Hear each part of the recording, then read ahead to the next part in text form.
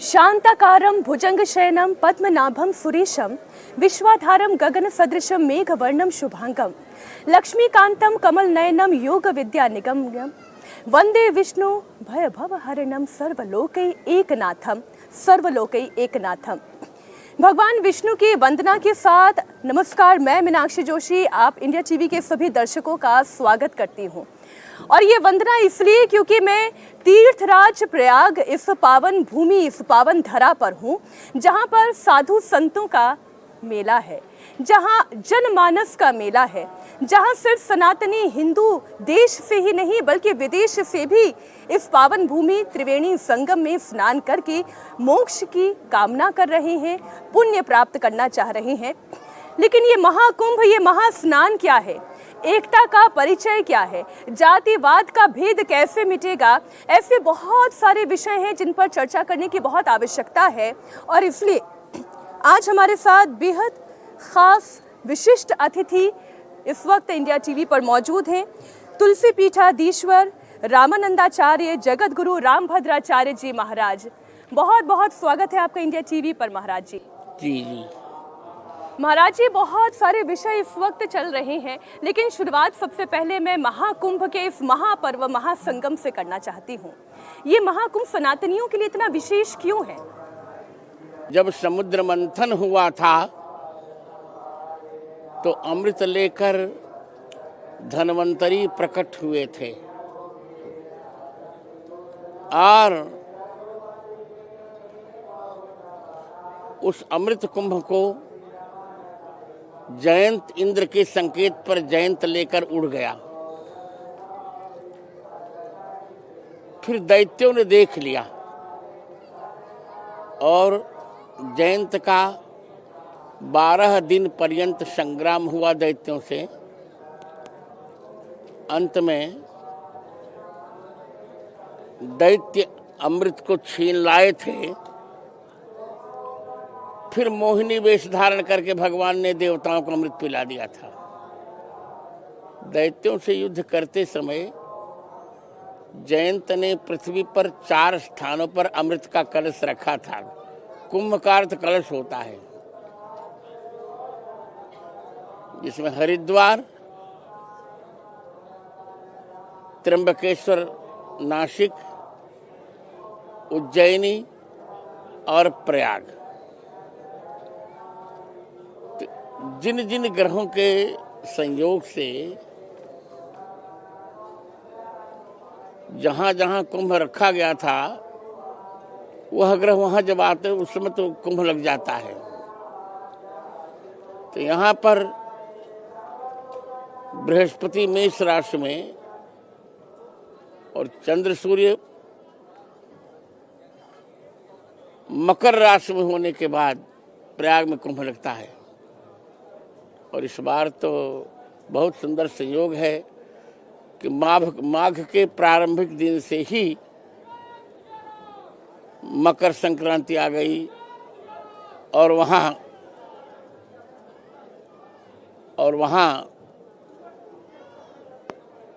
कुंभ लग गया।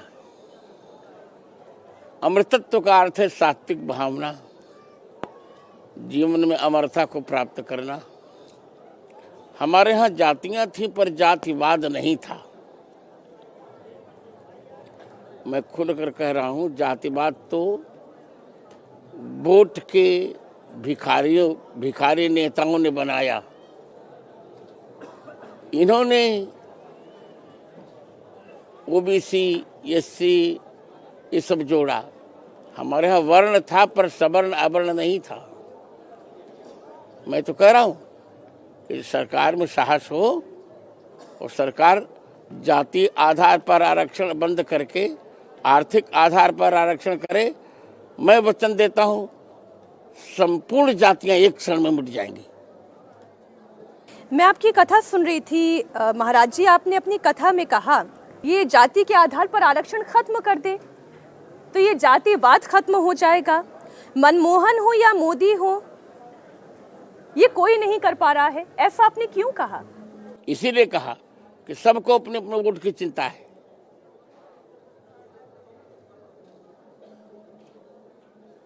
मैं कहता रहा हूँ सरकार खत्म समाप्त करे जाति के आधार पर आरक्षण। हम वचन देते हैं सभी हिंदुओं का सारा जातिवाद का प्रतिबंध समाप्त हो जाएगा। महाराज जी, आप ही अपनी कथा में कह रहे थे कि हिंदू धर्म को बदनाम करने के लिए मनुस्मृति में अंश डाले गए। ऐसे कौन से अंश हैं? बहुत से। अब कहाँ तक आपको बताऊं, 9 दिन में बताता रहूंगा। जैसे पहले अंश से ही है कि मनुस्मृति में एक वाक्य लोगों ने डाल दिया कि ब्राह्मण के नाम में मंगलवाचक शब्द होना चाहिए, क्षत्रिय के नाम में बल पराक्रम, ब्राह्मण को शर्मा, क्षत्रिय को वर्मा, वैश्य को गुप्त और शूद्र को दास लिखना चाहिए। मैं कह रहा हूँ यदि यही होता तो राम जी के साथ वर्मा कभी किसी संस्कृत साहित्य में हमने नहीं देखा, वो आपने भी नहीं देखा होगा। रामचंद्र वर्मा राम जी कभी कहते हैं क्या? नहीं। और दूसरा प्रमाण मैं दे रहा हूँ, यदि गुप्त शब्द बणिक के लिए ही होता, बनिए के लिए ही होता, तो चाणक्य जी को विष्णुगुप्त क्यों कहा जाता है? ये बाद में सब जोड़ा गया। यदि शूद्र को दास कहा जाता है तो दिवोदास नाम के राजा क्यों हुए? ऐसे बहुत से अंश हैं जो बाद में जोड़ दिए गए। मैं एक ऐसा ही अंश देख रही थी और मैं चाहती हूँ कि आप इंडिया टीवी दर्शकों के साथ साथ जितने भी लोगों के मन में भ्रांतियां हैं उन भ्रांतियों को आप दूर करें। इसमें लिखा हुआ है, उच्चतिष्ठ मनन दात वयम जीर्णानि वसनानि च पुलाकाश्चैव ध्यान्याना जीर्णाश्चैव परिच्छद्दा। अब इसका जो मतलब समझाया, जो लिख रहे हैं कि शूद्र को झूठा अन्न, फटे कपड़े और बिछौने देने चाहिए क्योंकि शूद्र को कोई पाप नहीं होता। नहीं, ऐसा कुछ इसमें लिखा, ऐसा इसमें कुछ नहीं लिखा है। तो आप समझाइए ना, क्या है इसमें लिखा है? उठो और मनन करो, अपने कर्तव्यों का पालन करो, अपने पुराने वस्त्रों को छोड़कर नए वस्त्र धारण करके चकाचक सज जाओ। लेकिन मतलब तो कुछ और ही समझाया गया, ऐसा क्यों? तो क्या करूं, वो तो भेद डालने के लिए समझाया गया। इसलिए मैं कह रहा हूं कि अंबेडकर साहब स्वयं स्वीकार करते कि वो संस्कृत नहीं जानते थे और बदनाम किया गया कि अध्यापकों ने रोक दिया था। अरे जो पढ़ेगा उसको कौन रोकेगा, बताओ आप। यदि संस्कृत जानते होते अंबेडकर साहब तो कभी भी मनुस्मृति जलाने का साहस न करते। जबकि अंबेडकर साहब व्यक्तिगत बहुत अच्छे थे, बहुत अच्छे। वो कश्मीर की 370 धारा नहीं चाहते थे, उनके इच्छा के विरुद्ध नेहरू जी ने लगवाया कश्मीर 370 धारा। 35 से नहीं चाहते थे कश्मीर का विभाजन, वो नहीं चाहते थे, बहुत अच्छे थे। जो मनुस्मृति जलाया, अंग्रेजी के सिद्धांत पढ़े, उसमें उठपटांग लिखा था, क्योंकि अंग्रेजी का जैसे अनुवाद का था मैक्स मूलर, और मैक्स मूलर हिंदू धर्म का विरोधी था। आपने अपनी कथा में ये भी कहा, ना शूद्रे पापम किंचित। इसका अर्थ क्या हुआ? शूद्र में किसी प्रकार का पाप ही नहीं है। न शूद्रे पातकम किंचित, न च संस्कार मर्हति, नैव धर्मेधिकारोस्य न धर्म प्रतिषेधनात्। मनुस्मृति अध्याय 10 श्लोक संख्या 126। शूद्र में किसी प्रकार का पाप ही नहीं है। तो जब पाप नहीं तो संस्कार क्या करेगा? वो संस्कार की आवश्यकता उसको नहीं है। इससे उसको धर्म माने प्रायश्चित, इससे उसको प्रायश्चित में अधिकार नहीं है। पर धार्मिक कार्य करने से उसको कोई नहीं रोक सकता, न धर्म प्रतिषेधनात्। कितना अच्छा वाक्य बताइए। वो कुछ भी करने को स्वतंत्र है, करे, पर आवश्यकता नहीं है। एक और भ्रांति फैलाई जाती है कि मनुस्मृति में स्त्रियों का अपमान है, उन्हें शिक्षा का अधिकार नहीं है। नहीं। मनुस्मृति कहती है यत्र नार्यस्त पूज्यन्ते रमन्ते तत्र देवता है। ये त्रिता नैव पूज्यन्ते सर्वास्तु निष्फला क्रिया। जहाँ नारी का सम्मान होता है वहाँ देवता रमते हैं। जहाँ नारी महिला का अपमान होता है वहाँ सभी क्रियाएं व्यर्थ हो जाती हैं। बहुत सारे और ऐसे श्लोक हैं जिन पर मैं आपसे व्याख्या चाहती हूँ, लेकिन आज बहुत सारे विषयों को मैं समाहित करना चाहती हूँ, इसलिए कुछ विषय ऐसे हैं जो मंदिर और मस्जिद से जुड़े हुए हैं। संघ प्रमुख मोहन भागवत ने कहा, हमें हर मस्जिद के नीचे मंदिर ढूंढने की आवश्यकता नहीं है।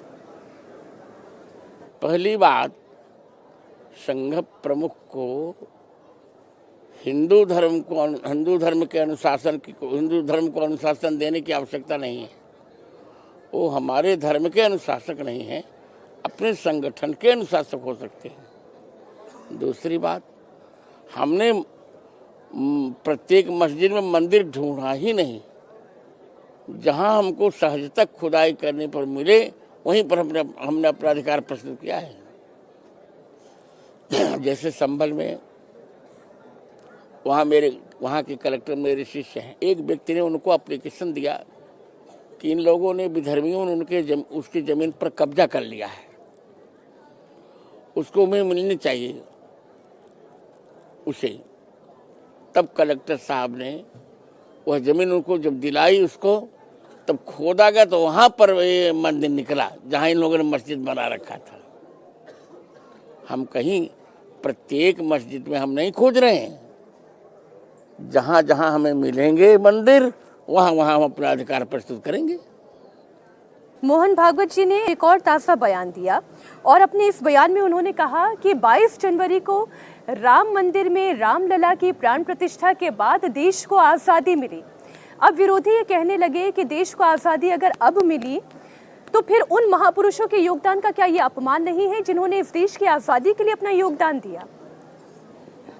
इस टिप्पणी पर मैं कुछ नहीं कहूँगा।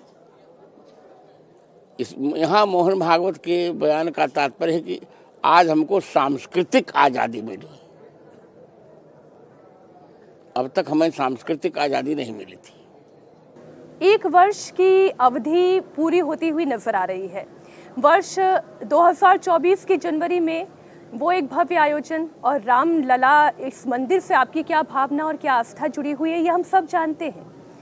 और अब महाकुंभ तक ये एक वर्ष सनातन की यात्रा को आप कैसे देखते हैं?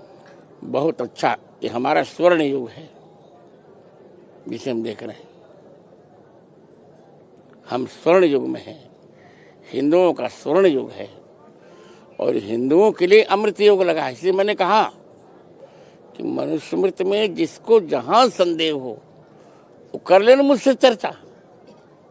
क्यों मनुस्मृति को फाड़ना या जलाना चाहते हैं लोग? करें चर्चा, मैं उत्तर दे रहा हूं। और तब तक मैं उत्तर दूंगा जब तक वो कन्विंस नहीं हो जाएंगे। अच्छा, जो फाड़ते हैं, जो जलाते हैं, उन्हें क्या करना चाहिए? उन्हें अपनी मूर्खता पर पश्चाताप करना चाहिए। वो तर्कों से बचते क्यों हैं?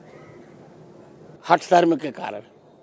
जिनके मन में ये भाव आ गया है कि मनुस्मृति की वजह से या मनुवाद की वजह से और मनु महाराज की वजह से ये ब्राह्मणवाद आया है, सुपियोरिटी कॉम्प्लेक्स से ग्रसित है एक जाति और बाकी सबका अधिकार छीन लेना चाहती है, उसे आप कैसे समझाएंगे? ये भ्रांति कैसे दूर करेंगे? नहीं, वो हमसे समझे। यहाँ ब्राह्मणवाद नहीं आया है। यदि ब्राह्मणवाद आया होता तो आप जानती हैं मनुस्मृति का लेखक स्वयं क्षत्रिय है, तो कैसे ब्राह्मणवाद आएगा? जिसका लेखक स्वयं क्षत्रिय हो वो ब्राह्मणवादी कैसे? वहाँ ब्राह्मणवाद कैसे? हमारे यहाँ तो जो गलती करता उसे उचित दंड मिलता है। ब्राह्मण का बेटा होने पर भी रावण ने गलती की थी तो प्रत्येक विजयादशमी को रावण का पुतला जलाया जाता है। और शबरी जी ने भगवान को बेर खिलाया था तो प्रत्येक राम कथा में शबरी जी महिमा मंडित हो जाती हैं। एक और ऐसा ही श्लोक है, क्योंकि मनुस्मृति की चर्चा फिर आ गई तो मैं आपसे पूछने की चेष्टा कर रही हूँ। एक जाति ही द्विजातिम स्तु वाचा दारुण यक्षपन जिह्या प्राप्नुयात छेदम जघन्य प्रभो वहिस। नहीं, ये मनुस्मृति का वाक्य नहीं है। लेकिन ऐसे कह के लोग इसको प्रचारित कर रहे हैं। तो कह रहा हूँ मैंने, मनुस्मृति का वाक्य नहीं, मैं कह रहा हूँ। और इसका मतलब भी क्या समझाते हैं कि यदि शूद्र द्विजों को गाली देते हैं तो उसकी जीभ काट लेनी चाहिए? नहीं, ये सब गलत है। ये बाद में जोड़ा गया है हिंदू धर्म को बदनाम करने के लिए। मनु जी ने कभी नहीं कहा। एक और ऐसा ही श्लोक है। आज आपसे चर्चा करके कितना ज्ञान प्राप्ति हो रही है और कितनी ज्ञान वृद्धि हमारे दर्शकों को भी होगी। वो तमाम श्लोक जो इस समाज में इसलिए फैलाए जा रहे हैं ये कह के कि मनुवाद को बढ़ावा देना, यानी शूद्र जाति, दलित जाति, ओबीसी, एससी, एसटी को उनका अधिकार से वंचित रखना। दरअसल ये इस श्लोक में दरअसल मनुस्मृति में है या नहीं, इसे समझने की आवश्यकता है। एक और श्लोक है, नाम जाति ग्रहम त्वेषाम अभिद्रोहेण कुर्वतः निक्षेप्यो मया शंकुः ज्वलन्यास्य दंशागुलः। ये भी श्लोक मनुस्मृति का नहीं है। वो ये कह रहे हैं यदि द्विजों का नाम लेकर शूद्र ये कह बैठे कि वो ब्राह्मण बना है तो उसके मुंह में 10 उंगल लोहे की शलाका जलती हुई डाल देनी चाहिए। नहीं, ऐसा वाक्य मनु ने कभी नहीं कहा। यहाँ तक कि मनु तो ये कह रहे हैं, देखिए मनु ने शूद्र शब्द को 2 अर्थों में लिया है।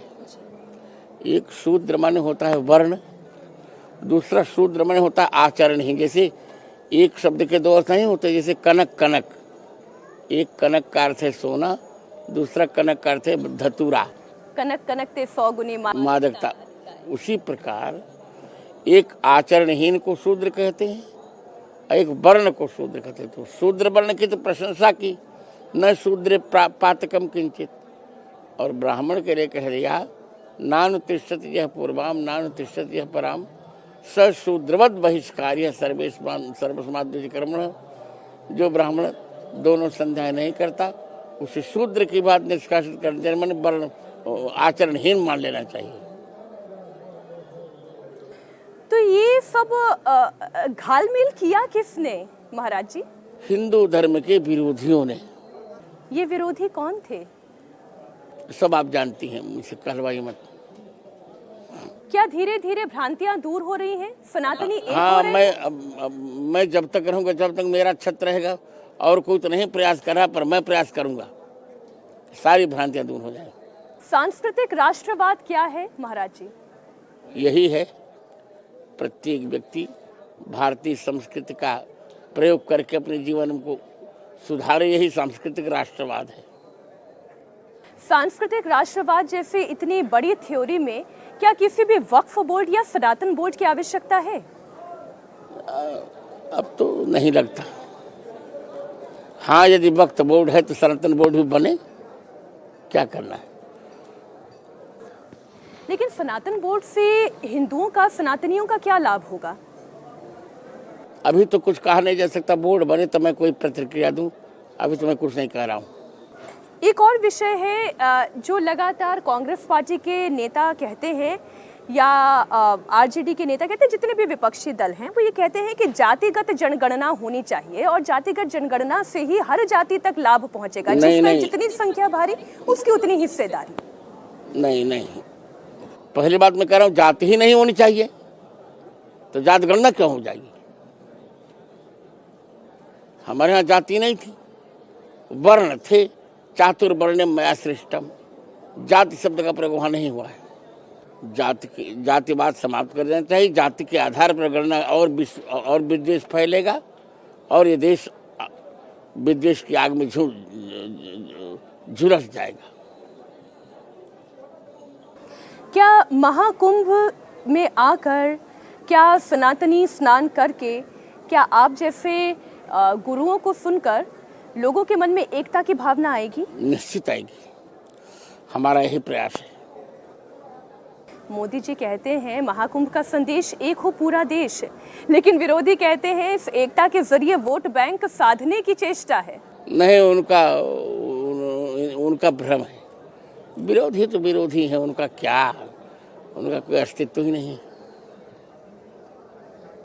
वो अस्तित्व ही तो तलाश रहे हैं।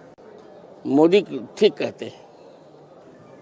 अच्छा, आपने मकर संक्रांति का पहला स्नान किया, आप ये बताएं कि आपका अपना निजी अनुभव और आपके जितने अनुयायी हैं जिनका अनुभव आप तक पहुंचा वो क्या था? बहुत अच्छा, मुझे तो लगा कि अमृत योग है, क्योंकि वो मेरा 75वां जन्मदिन भी था आपको जन्मदिन की बहुत सारी शुभकामनाएं। और संयोग से पहला स्नान मैंने ही किया था, क्योंकि जो सबसे श्रेष्ठ आचार्य होता पहला स्नान वही करता है। मुझे लगा कि मानो मैं अमृत के कुंड में ही नहा रहा हूँ, और मेरे परिकरों को भी यही लगा। क्या व्यवस्थाएं उचित हैं कुंभ की? बहुत अच्छी उचित है, बहुत अच्छी व्यवस्था है, कहीं अब व्यवस्था ही नहीं।